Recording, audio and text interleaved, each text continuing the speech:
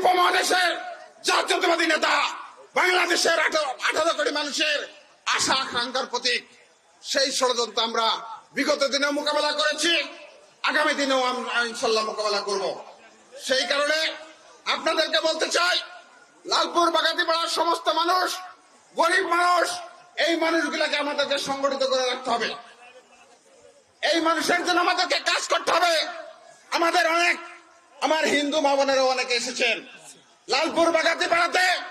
আল্লাহ যদি আমাকে বাঁচাই রাখে আর দল যদি আমাকে মনোনীত করে, হিন্দু মুসলমান নয়, বৌদ্ধ খ্রিস্টান নয়, ধনী দরিদ্র নয়, আমরা সকলের সম্মিলিত ভাবে লালপুর বাগাতিপাড়ার উন্নয়নের শরিক হব। সকল মানুষের নিরাপত্তা আমরা দিব। আজকে আগামী ফেব্রুয়ারি মাসে নির্বাচনের জন্য যে ডেট ঘোষণা হওয়ার কথা হচ্ছে, আমি অন্তর্বর্তীকালীন সরকারকে বলবো, সরকারের অনেক জায়গায় নির্বাচনকে বানচাল করার জন্য ফ্যাসিবাদের দোসররা বসে আছে, যে কোনো সময় ষড়যন্ত্র করতে পারে। তাই নির্বাচনের জন্য যে সকল লেভেল প্লেইং ফিল্ড দরকার, সেই লেভেল প্লেইং ফিল্ড তৈরি করতে হবে। এখনো কিন্তু প্রশাসনের মধ্যে লেভেল প্লেইং ফিল্ড তৈরি হয় নাই। আজকে তারেক রহমানকে নিয়ে যারা কথা বলছেন, আমি তাদেরকে নিয়ে উদারতা আহ্বান জানাবো। বাংলাদেশের মানুষকে নিয়ে সকল ষড়যন্ত্র মোকাবেলা তারেক রহমান করেছে। আগামী দিনে যে কোনো পরিস্থিতিতে তারেক রহমান বাংলাদেশের রাজনীতিতে থাকবে।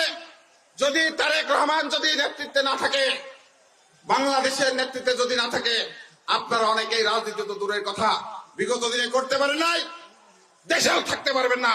সেই কারণে তারেক রহমানের কাছেই বাংলাদেশ নিরাপদ। আপনারা তারেক রহমানকে সমর্থন করুন, সকলেই নিরাপদে বসবাস করুন।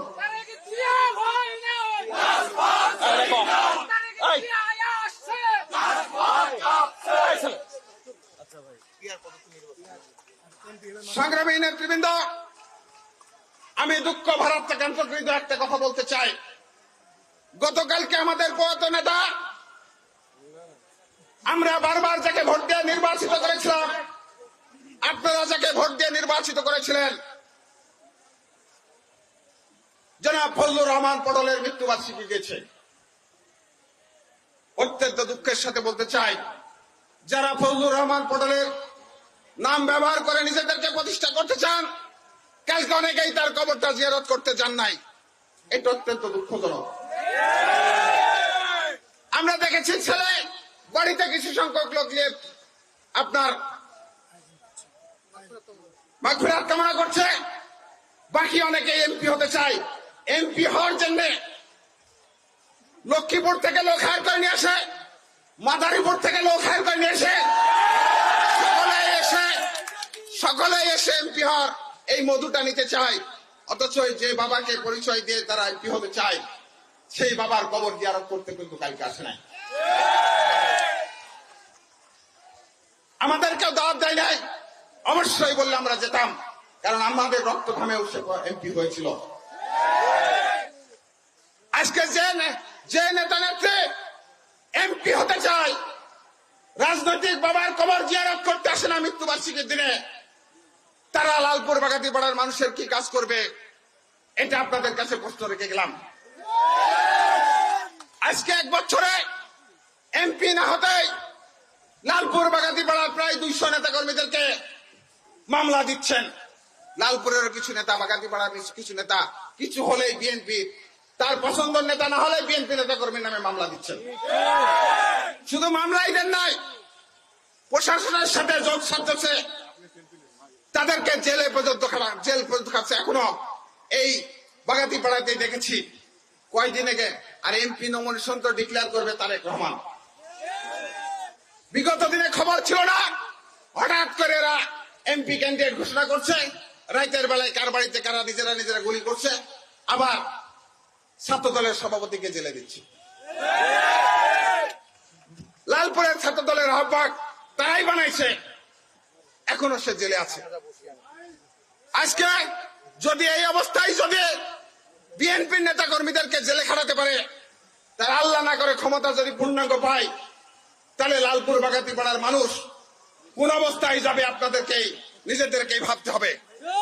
সেই কারণে আমরা চেয়েছিলাম ফজলুর রহমান পটল ঐক্যবদ্ধ বিএনপির সম্মানের জায়গায় থাক। বিএনপিকে তো টুকরা টুকরা করেছে, এখন বিএনপির ফজলুর রহমান পটল লাশকে পারিবারিক ভাবেও টুকরো করার অলরেডি সম্পূর্ণ করে ফেলেছে। এটা অত্যন্ত দুঃখজনক। আমরা এই কারণে মর্মাহত। সংগ্রামী নেতৃবৃন্দ, আপনারা কারোর সাথে বিভেদে যাওয়ার দরকার নয়। আমরা দেখেছি, আমরা কোন স্কুল কলেজের সভাপতি সেক্রেটারি হতে চাই নাই। আমরা যদি মানুষের কাজ করতে চাই, আমরা আল্লাহ যদি আমাদেরকে সুযোগ দেয়, আমরা মানুষের কাজ করব। নাটোর প্রশাসনকে বলতে চাই, লালপুর বাগাতিপাড়ার প্রশাসনকে বলতে চাই, অন্যায়ভাবে কারো তদবিরে বিএনপি শুধু নয়, সাধারণ কোন মানুষের উপরে মামলা দিবেন না। নাটোর কোর্টের বিচারকদের কাছে অনুরোধ, কারো অযথা তদবিরে বিএনপি শুধু নয়, সাধারণ মানুষকেও জেলে দিবেন না। কারণ আপনাদেরকে বুঝতে হবে, আপনারা প্রজাতন্ত্রের কর্মচারী, আপনারা কোনো ব্যক্তির কর্মচারী নয়। সেই কারণে আপনাদেরকে উদারত আহ্বান জানাবো, আপনারা সকলেই ঐক্যবদ্ধ থাকতে হবে, নতুবা আমাদেরকেও, আর যদি প্রশাসনিক নিয়মে না চলে, তাহলে আমাদেরকেও রাজপথে নামতে বাধ্য হতে হবে।